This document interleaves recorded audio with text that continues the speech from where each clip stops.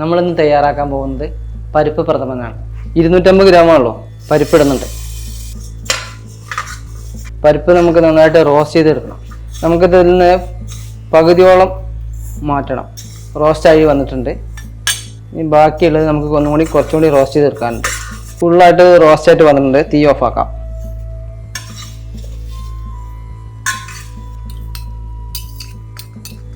Roast ആയിട്ടുണ്ട്. നമുക്കിത് കുക്കറിലിട്ട് 2 വിസിലടിച്ചിട്ട് വേവിച്ചിട്ട് വരണം. നമ്മുടെ പരിപ്പ് വെന്ത് വന്നിട്ടുണ്ട്. ഇനി അതിലേക്ക് നമ്മുടെ ഉരുളിയിലേക്ക് കുറച്ച് നെയ്യ് ഒഴിക്കാം. നെയ്യ് ഒഴിച്ചിട്ട് പരിപ്പ് നമുക്ക് ഒന്ന് വരട്ടിയെടുക്കാനുണ്ട്.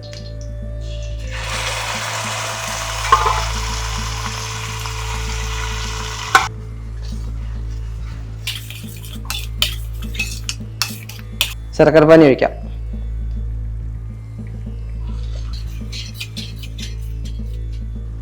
ശർക്കര പാനിയൊക്കെ ഒഴിച്ച് ഇത് കുറുകി വന്നിട്ടുണ്ട് നമ്മുടെ പരിപ്പ്.